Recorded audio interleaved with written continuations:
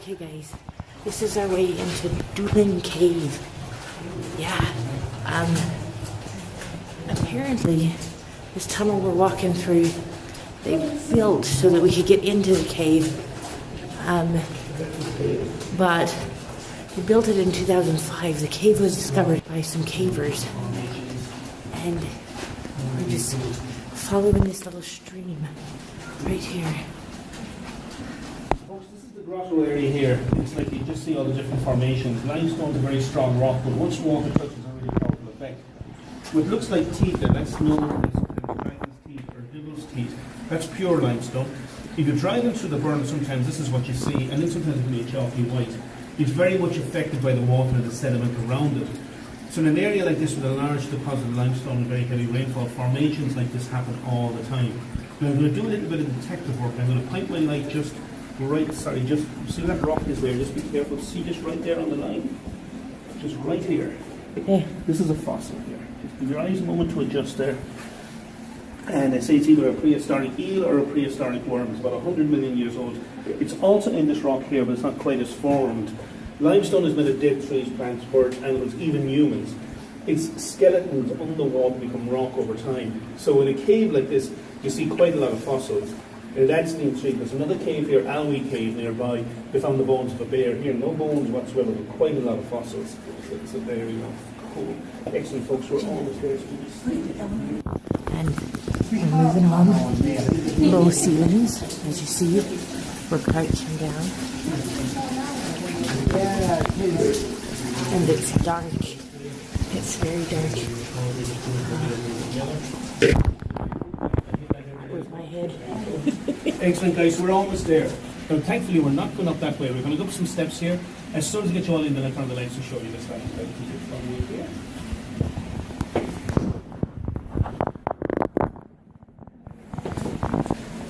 Watch your head. We're wearing hard hats for just that reason.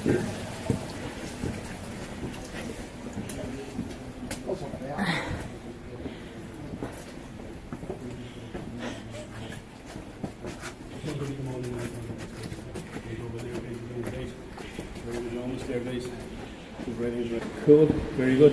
Alright guys, I'm going to go dark just for one moment. So 1952 at the end of the journey, this is what we discovered. Oh, Jim. Wow. So what they had discovered in 1952 is the largest free-hanging stalactite in Europe. It is 24 feet over 7 meters in length. It weighs over 10 tons. It just seems to hang like that, and it's still growing. You'll see water dropping from it. And when the water drops, it creates a mineral known as calcite. So we see these streaks in the roof. That's calcite. That's the mineral that helps create the stalactite.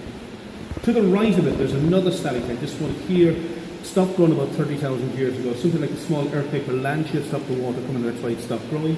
And the one that looks like a big spike coming through the roof, this is about 800,000 years old. And simply the conditions weren't quite right in the cave at the time. Now this has continued to grow. You'll see what looks like fabric there. That is what they call the curtain effect. Well, that mineral calcite keeps wrapping itself around and creates that symmetry that you're seeing there. Now there's another mystery. It's very unusual to just get two large hanging stalactites. They tend to come in groups or clusters. For example, in the Virginias, Australia, Lebanon, Israel, Zimbabwe and Belgium, they have caves with large stalactites like this and many more around. Here they say there's possibly more large stalactites in caves not discovered yet, but it is very unusual to just get two together like here. That's why it almost looks like a chandelier that is quite unique in that. Now folks, if you follow my light just for a wee moment, the original cavers came from that small entrance we just saw over there. They came through there, they took caving ladders to this hill here, and remember the cave was totally dark, so they had no idea where they were going. When they landed here, they saw that the hill was made of glacial mud. This is what they call would have been ice about 1 million years ago. It turns to this mud known as glacial mud. This they expected to see. What surprised them was how flat the roof was, because we don't have flat roofs like that in the burns, so they knew something was really different. So they literally came down to the ledge where you're all standing right now. They turned around. And in the written description, they said they were so amazed by what they saw, they were afraid to speak. Just know the fact that the first people that ever be in the cave, and from here they tiptoed all the way down to the bottom of the cave. And the really nice thing about how you're seeing this, you've pretty much seen it as they saw in 1952. All that changed here is the steps, the railings, the lights, and then the entrance we came in there. Everything else is exactly the same. And the reason the cave is so deep and big is that about 1 million years ago, a huge river came through here. This river was so powerful, it got rid of all the ice and the mud. That's why the roof is so flat, and that's why the cliffs are almost like sea cliffs. The University of Birmingham in England estimated the stalactite itself is approximately 500,000 years old. And they say if it grow an inch or 2.5 centimetres, it takes 1,000 years. But the time of Julius Caesar is about 2 inches or 5 centimetres shorter. And if you come back here in 50 years from now, it will still be growing. It will be barely a millimetre, but it will still be growing. Now, it's the third largest in the world. The largest one's in Lebanon, the Jetta Caves north of Beirut. It's about 4 inches or 10 centimetres longer. It's very impressive, but it's surrounded by other large stalactites, so you can't see it up close like you can here. The next biggest one is in Sao Paulo, Brazil. The journey is an adventure. You go into the jungle for a couple of days and you scuba dive part of the way. The stalactite itself does a bit of a disappointment. It's like long and stringy like this, which of course is our way of saying ours is the most spectacular. It is the one you can see up close, it's like this. Now what I'm going to do, folks, I'm going to turn on one more light and we're going to go down to different vantage points so we can take a closer look and take more photographs. Drops of water, folks. And what's amazing about these drops of water is exactly the same. They're never changing. The sun will be shining to be pouring in the exact amount of drops. The confidence will be doing adjustments. This is how regulated this accountants will buy away from the current programs. It's really there. This one here, you might see the odd drop of there's just condensation. About 30,000 years ago, something like a small earthquake or land should stop the water coming to it. It stopped growing. Particularly down further, they have dramatically changed its appearance. I'm sure you all know from geography, stalactites go down to the sea and stalactites grow. And here's the stalactite, and the water from the stalactite is creating the stalagmite down here. Now, by rights, there's another mystery here. The stalactite is very, very small. It's in no bigger. For example, the one in Lebanon, the stalactite and stalactite all stick together. They're making some more how clear the water is falling. What's quite happening here? We don't know how to tell you why. The other thing is, it looks like it's just hanging there, but in fact, it's attached to this ridge of rock overhead, it's about 50 feet deep. And within like 10 to 20 feet of the roots of the stalactite, and also somewhere in there is a small lake of water that provides water that allows the stalactite to continue to grow. So folks, just follow me down here, and when I'm going to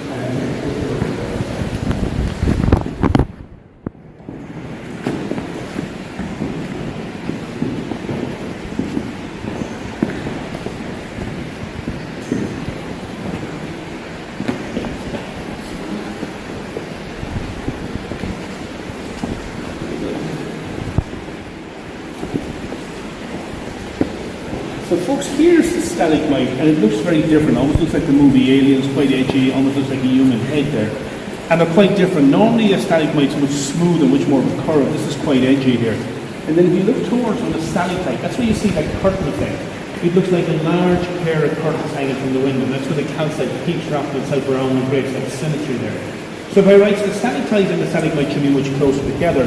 This mystery to solve very quickly. What they discovered was the cliff itself has a slight edge to it. On account of that slight edge, instead of the stalagmite continuing to grow, at some point it gets too uneven, too heavy, and it literally slides over.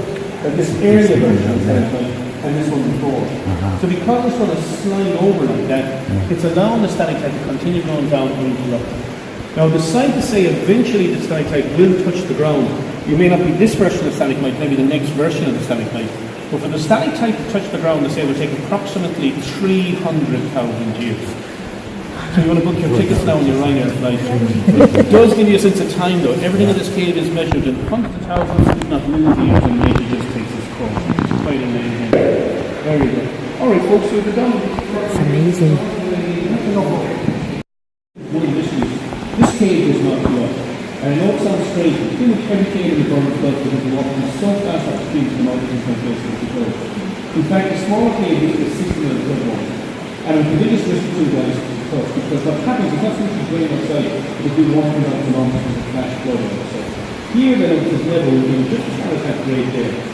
So in 1980, the University of Michigan put a dive in the water to see where it was going. And they found that it was all the way up to the Atlantic Ocean, about 2 miles north of here. A place called Ballyhacken is going north towards Springfield here called. It's very journey that you see. And we also see the crevices and balconies here. And this is one of the bells that are placed in the caves here. You see shaped like a bell there and there. And that happened about 1 million years ago as the water lapped against the roof over time and created that effect there. And we also discovered more caves this time. This is a smaller cave here. And this cave goes back in about 50 feet. Now, you can't stand up when you crawl into it, but we use a glacial mud there to make concrete, because once it's silted, it turns into a very, very fine cave. Now, here's another cave we discovered some years later, and this is more typical of a burned cave. You crawl in for about 10 feet and it opens up a much bigger cave. And this is probably why they still think there might be possibly more stalactites around here.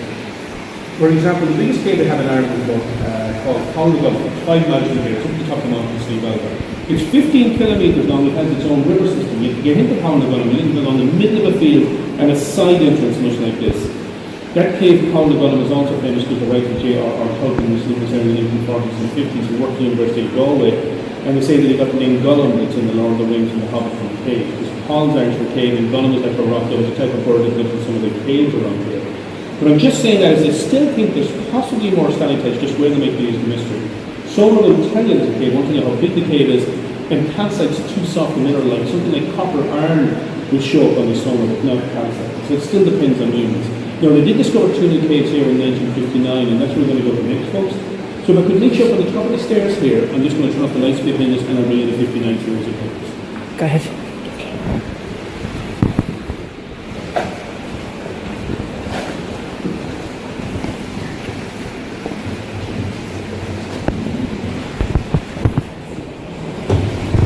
Back across the little bridge.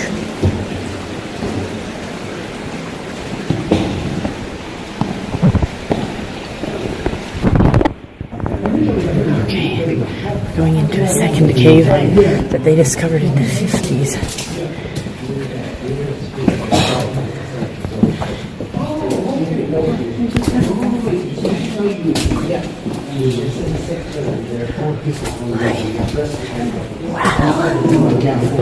Wow.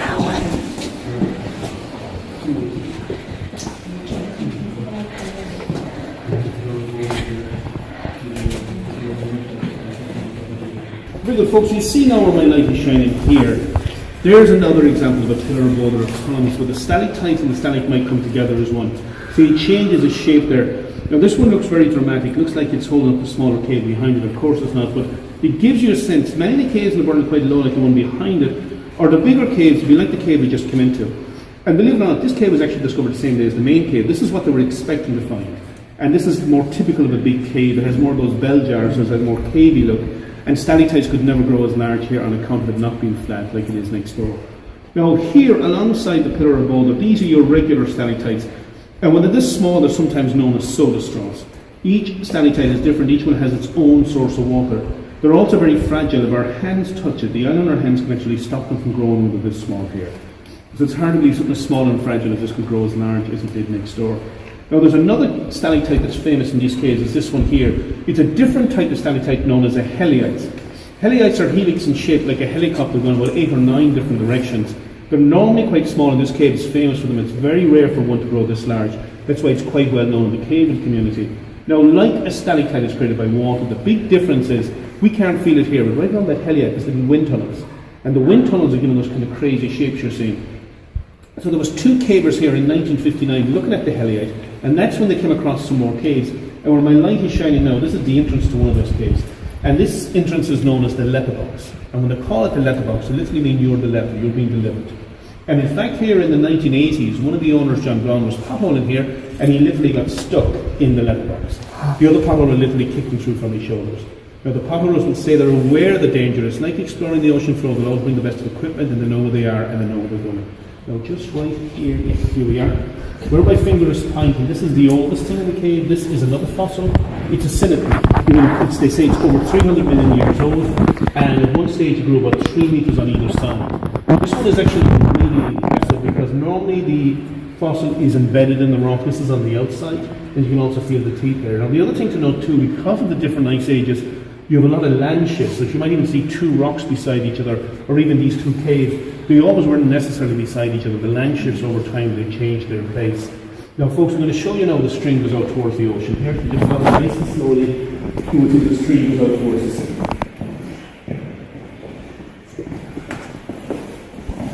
Now, folks, that's the original stream that they followed in 1952. In 1980, again in 2006, they put a dye in the water, the divers offshore and people overhead, and they say the stream comes from the main cave into here. It goes out here for about a half a mile. There it joins another cave, much like this cave. That cave is filled with water, and from that point it joins a stream that makes its way out to the Atlantic Ocean. And you probably figured out it's actually going back inland, around and back out, because where it ends is about 2 miles north of here. It's a beach known as Ballalacan, famous for sea fishing. Because as the crow flies, we're only about 1,000 metres from the sea here inside the cave. Now folks, just be careful with your hard hats as you look this way here. This is probably the biggest of the bell jar effects with the different caves here. See, it's shaped like a bell there, even the friezes on top. And again, like next door, this is when the water, as it whirled around here over time, created that effect there. But it looks like a feather, that's calcite again, that's the mineral that helps create the stalactites. There was also two there as we walked in as well. I'm very sorry. No, I got that. Oh, that's exciting.